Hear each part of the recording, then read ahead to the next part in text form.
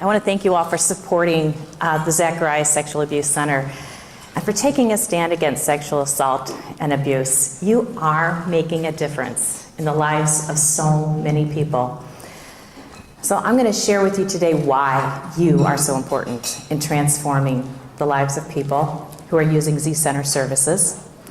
And I'm going to address some of the myths about sexual abuse in the context of domestic abuse, which is perhaps the most misunderstood, silenced epidemic of our time. So this is going to be an uncomfortable and eye-opening conversation, but one that every community and our country needs to have. This is a topic that everyone, including judges and lawyers and employers and churches and synagogues, needs to understand, but very, very few do. We must uncover the myths of sexual abuse and domestic abuse and understand the realities. We must lead the way in change, and changing the culture from abuse to respect, and from changing the culture from backing the abuser to backing the victim. So you might be wondering why I'm standing here. I'm a former CFO of a publishing house and a former corporate attorney, and I'm now talking about abuse. So for me, being an expert in abuse is not just part of my profession as an attorney who now helps women and children escape and overcome abuse, but for me this is also a personal story. I grew up as the daughter of two teachers in a small town in the cornfields of downstate Illinois. I did well in college and I moved to Chicago to start my career. And unknown to me at the time, I also married an abuser. So my story is typical of domestic and sexual abuse in the affluent North Shore, where domestic abuse and sexual abuse is covered up by the abuser and the victim and the family and the employer and the church and the synagogue. I lived right next door in Lake Forest, where the average home is over $1 million, and I was known as Charlene Quint while I was married to an abuser for over 21 years. Professionally, I worked as a corporate attorney in a large, prestigious Chicago law firm.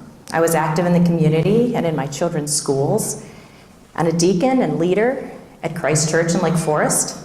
I served for 10 years on the Board of Regents at Trinity International University, and I taught as an adjunct professor. My then husband had been a very successful businessman. He was the outgoing and charming life of the party and attended church and part of the country club community for over 40 years. So as an educated white woman and living in an affluent community, I was the last person you would think was living with sexual and domestic abuse. But behind closed doors, my life was very different. So in addition to discussing sexual and domestic abuse, I'll be sharing my own personal story within the context of my marriage. So throughout my remarks, and my apologies to the good men in this room, but I will be using the personal pronoun he when I discuss these abusers, because over 85% of abusers are male. So starting off, I want to address some myths about sexual abuse. The myth is that sexual abuse or rape happens in a dark alley and is committed by a stranger. But the reality is that 55% of sexual assaults happen at or near the victim's home. And 48% of sexual assaults happen when the survivor was sleeping or doing some other activity at home. The myth is that abusers are easily recognized, but the reality is that abusers masquerade as normal, charming people wearing suits and ties. My husband showed two completely different sides, charming by day, but abusive behind closed doors. And abusers can be anyone: doctors, lawyers, businessmen, clergy. So how many are really affected by sexual abuse? The myth is that sexual abuse and domestic abuse happens to a very small percentage of women. But the reality, as we've shared, 1 in 3 college students that are girls are affected. 1 in 6 women will experience an attempted or completed rape in her lifetime, and 35% of women will experience domestic abuse in her lifetime. But this is not just a woman's issue. This also affects men and children as well. So, what are those tactics that abusers use? Well, there's essentially 5 different types of abuse, one of which is sexual abuse. Many survivors of sexual and domestic abuse experience various forms of abuse and control, and it's important to notice that everyone's experiences are a little bit different and unique to the dynamics of their relationship, but they all follow a general pattern. I have several examples from my own personal story about how each of these types of abuse showed up in my 21-year marriage. But today I'll focus mostly on sexual abuse and my journey out of abuse. So the first type of domestic and sexual abuse is emotional and verbal abuse, which is prevalent in all abusive relationships. This is the essence of abuse. But the myth is this isn't really abuse. The reality is that the scars are unseen, but can be debilitating for the victim. Emotional abuse can look like many different things. It includes bullying, and name-calling, and raging, and lying, and gaslighting, which means doing or saying something and then denying that it ever happened, to get the victim to question her own sanity. Projection, which is falsely accusing someone else of the very things you're most guilty of themselves. The silent treatment, insults, manipulation, telling their children their mother is worthless, or telling the children that they're worthless.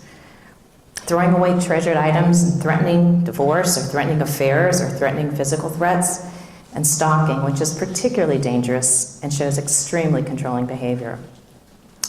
There is no conflict resolution with an abuser. Their only goal is to win and for you to lose. They rage and yell and threaten, intimidate to win. They always have to be right, which means everyone else has to be blamed when things go sideways, and they refuse to take responsibility for their own bad behavior. In my case, my husband used all the above techniques as an equal opportunity abuser. Within 2 weeks of our wedding, my husband threatened to divorce me multiple times, literally hundreds of times in the first year, and his criticism was constant. And as he told me, I don't care about you, I don't care about what you think, and I don't care about what you feel. The second type of abuse is financial abuse, which is prevalent in almost every relationship. Statistics show it's in 99% abusive relationships.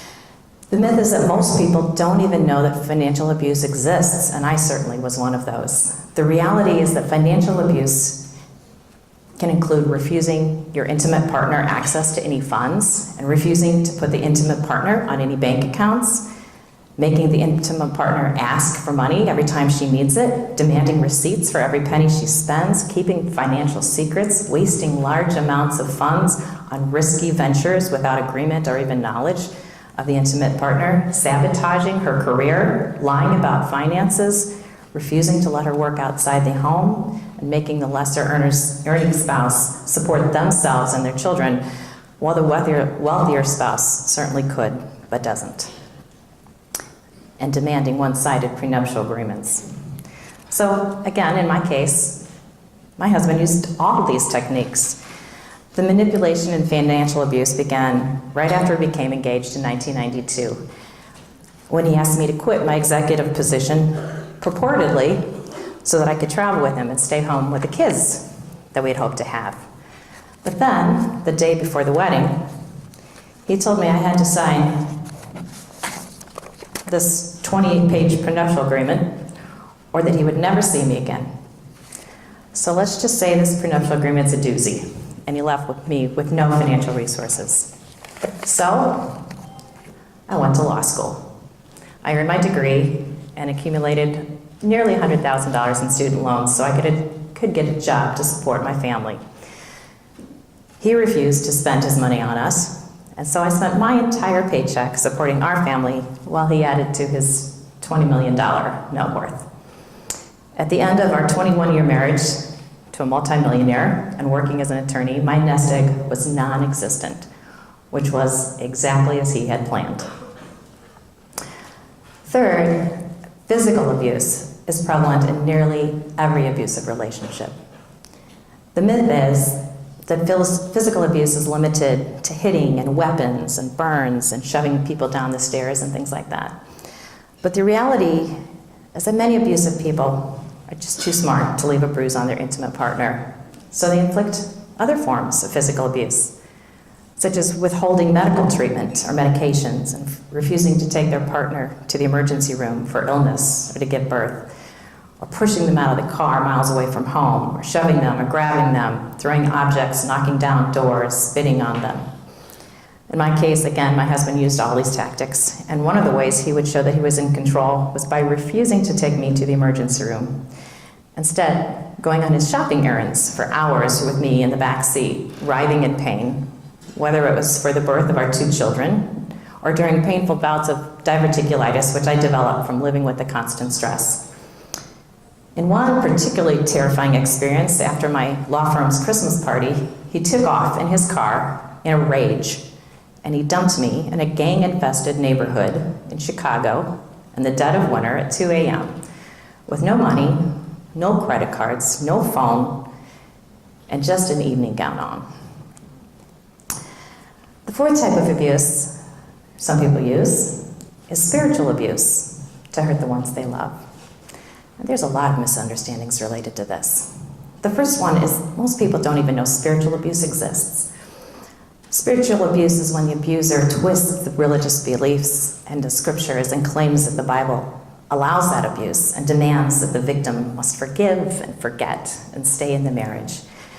And the victim will just keep praying that her abusive partner will change as he gets more and more abusive and the victim gets more and more traumatized. People of faith actually stay in abusive relationships statistically far longer than others because their religious convictions are so strong and important to them that they don't have to choose between their faith and their family. And another misunderstanding is that many people, including clergy, have the misguided belief that scriptures command women to stay in abusive relationships, but the exact opposite is true. Numerous places in the Bible warn good people to have nothing to do with these evil people. And a congregation of faith is supposed to be a place of love and comfort and support, and is not supposed to be a place that causes hurt or turns a blind eye towards violence. Again, my husband, with the help of his pastors, used all of these tactics. The 5th type of abuse, and the reason why we're here today, is sexual abuse. Sexual abuse is the lack of free and uncoerced consent. Sexual abuse is prevalent in about 2/3 of abusive relationships, which means that typically when sexual abuse is present, all the other forms are present as well. Abusers use sex and the vulnerability of intimacy to show they're in power and to demonstrate control. Now, there's a number of myths about sexual abuse. The first is that sexual abuse cannot occur in a marriage because both people have consented once and for all at the altar. But the reality is that marital rape is real. And it wasn't until 1993 that it became a crime in all 50 states under at least one section of the sexual offense codes. Now, sexual abuse can take on many forms, of course, and be unique to every relationship. It's dehumanizing and confusing and demoralizing and humiliating. This type of abuse can be particularly difficult to process and heal from because the one person that an individual should feel safe with and trust and experience healthy intimacy with is a spouse or their partner.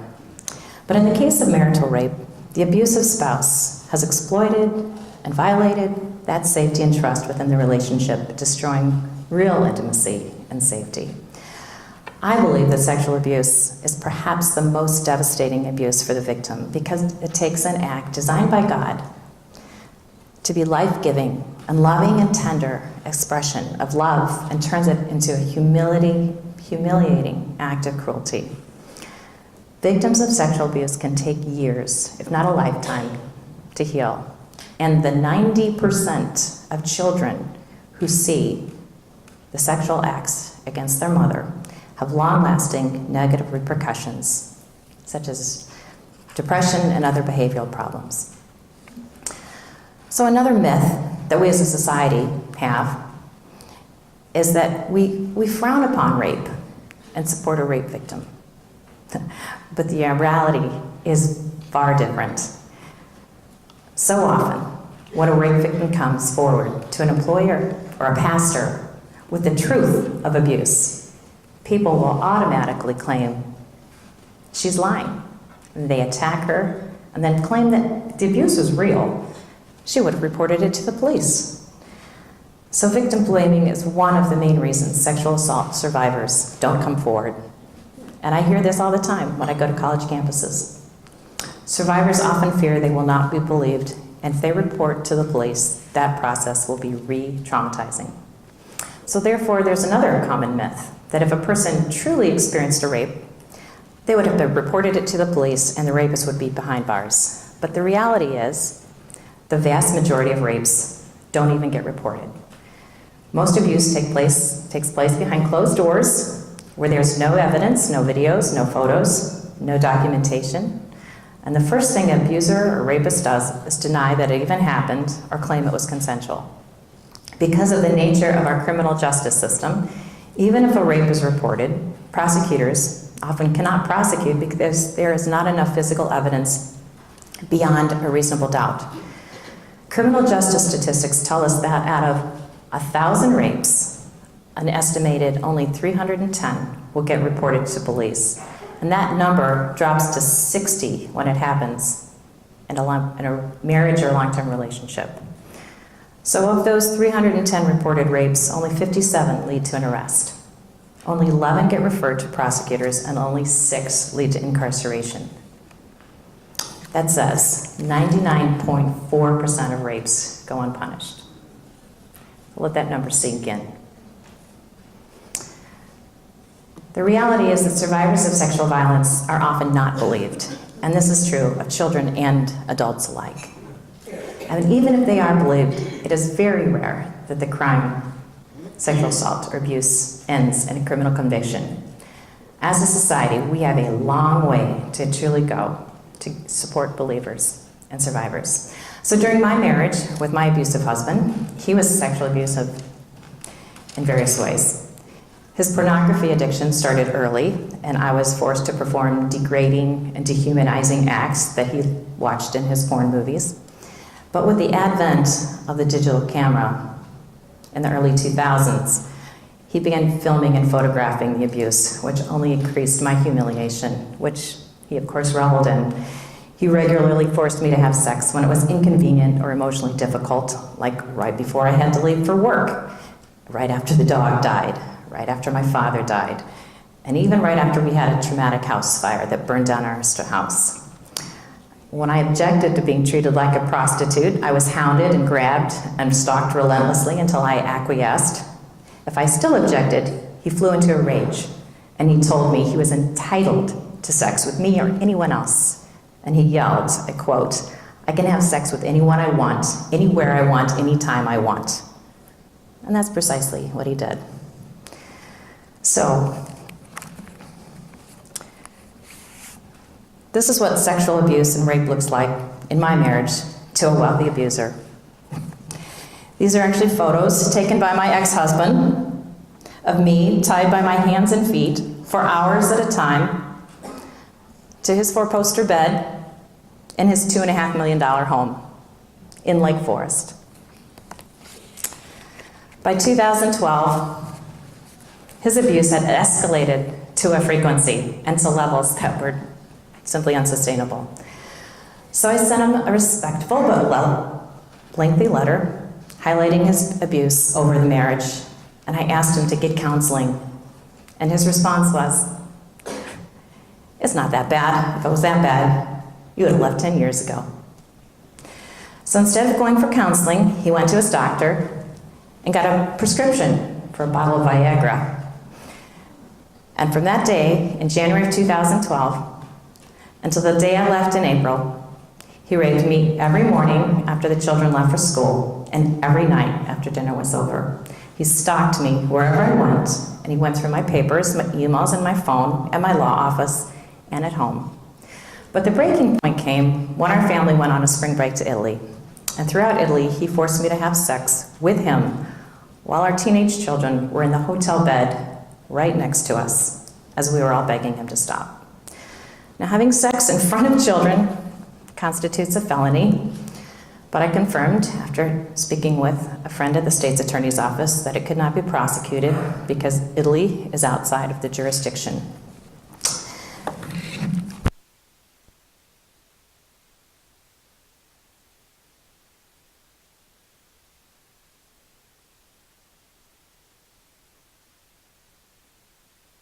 When I later reported it to DCFS, because not only did my pastor not report it, as he should have as a mandatory reporter, nor did my therapist report it, he lied and he denied all domestic and sexual abuse, and he claimed that I had abandoned him, and that's why he filed for divorce, and then claimed that I had ongoing mental health issues. So DCFS dropped it. So after we got back from Italy, 3 days later, I left with an overnight bag, and I went into hiding for 2 years. Not a soul knew my address.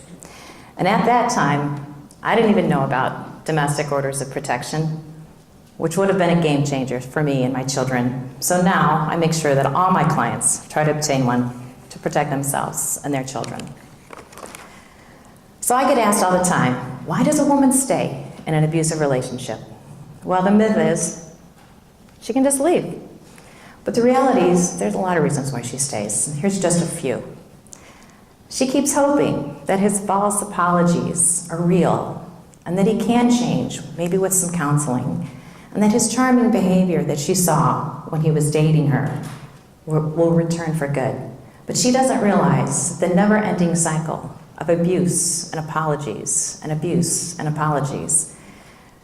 She doesn't realize that abusers have permanent, untreatable, incurable personality disorders, such as sociopathy, psychopathy, and narcissistic personality disorder.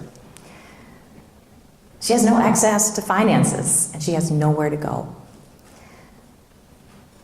She fears retaliation, which is always the case, and he has threatened to harm her or her kids or her pets if she leaves. Maybe she has strong religious convictions, and she so wants to honor those vows that she made. But when a woman finally leaves, it's often because the abuser has targeted her children.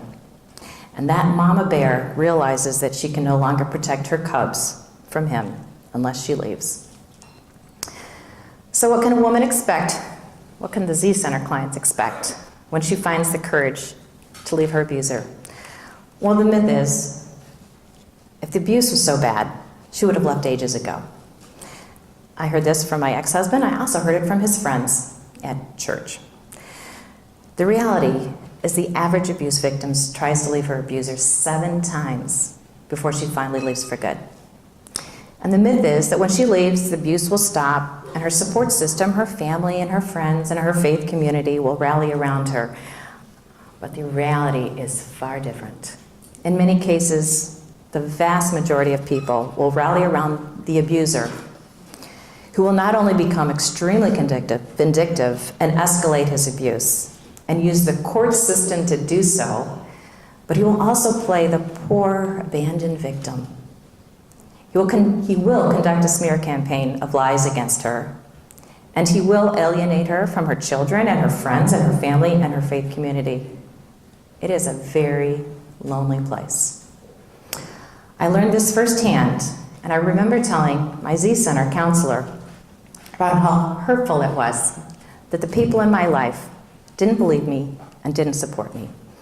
And my counselor said this to me: they have shown you who they really are. Do you really want to have those people in your life? And that's the moment I realized my identity is not what my husband or his friends or even the pastor says I am. I'm a woman of faith.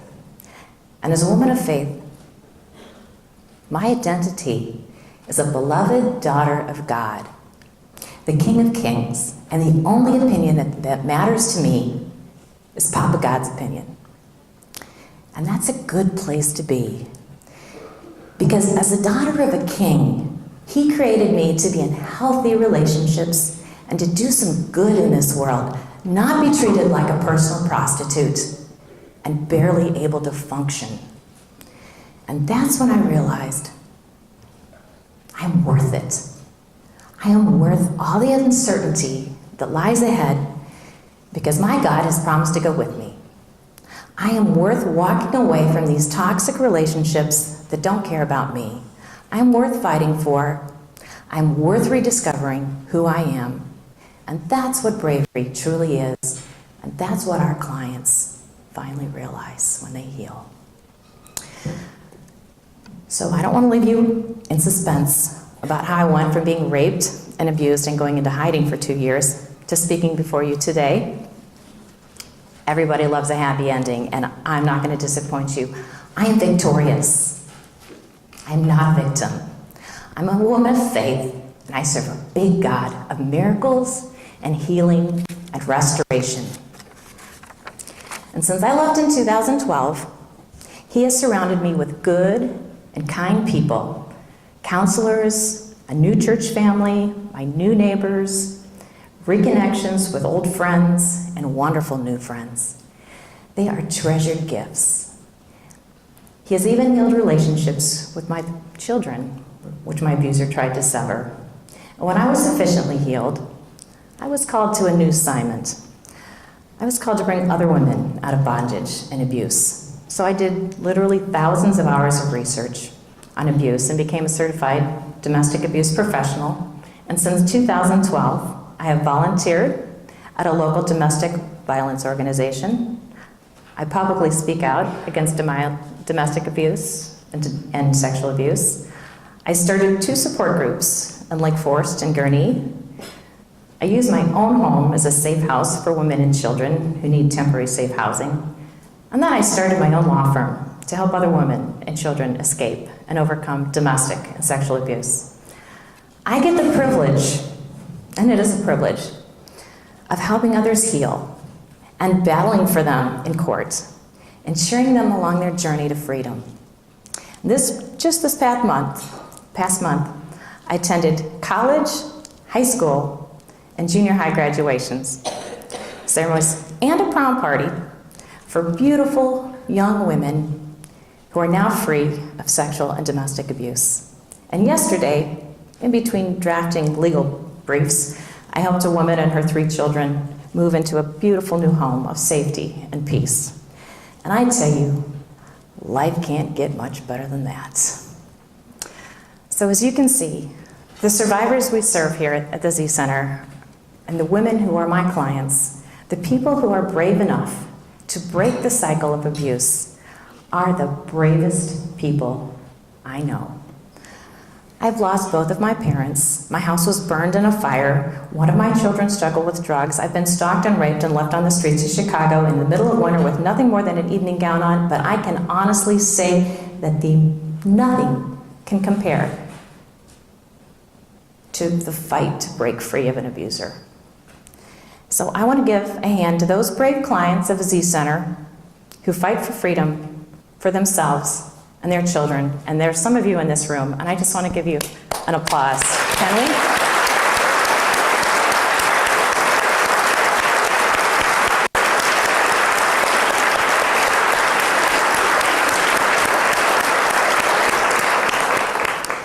And perhaps this talk has resonated with you, and perhaps you recognize that you or someone close to you is experiencing abuse. And if so, I strongly encourage you to seek support. There are counselors here waiting to help you if you want to. So friends, I leave you with this charge. We have a high calling. We are in an epic battle of good and evil. Edmund Burke, the great parliamentarian, once warned us, the only thing necessary for the triumph of evil is for good men to do nothing. So don't do nothing. Don't sit on the sidelines of this epidemic. Be brave, be courageous, side with what is good and right, call abuse the evil that it is, join arms with this amazing Zacharias Center, and step into the fight. Thank you.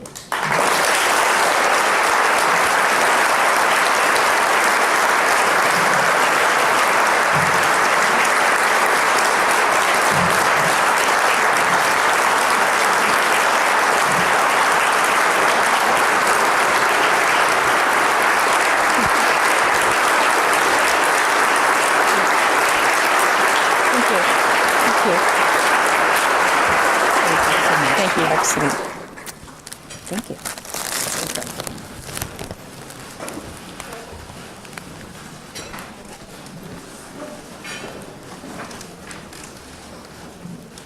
Thank you so much, Charlene, for sharing your story of bravery and encouraging us to be who we really are and know that we are worth it. Charlene will be available after the program today to speak to anyone who would like to speak with her. And I just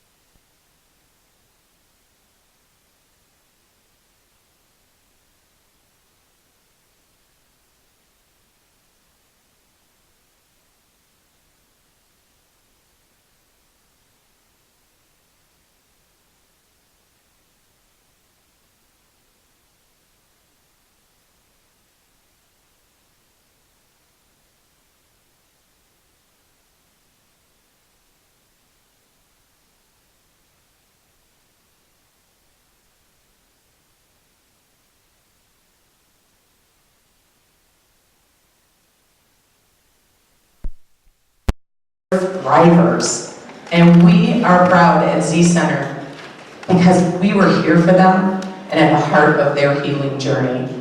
So with your support, we'll be able to be here and serve survivors for many more years to come.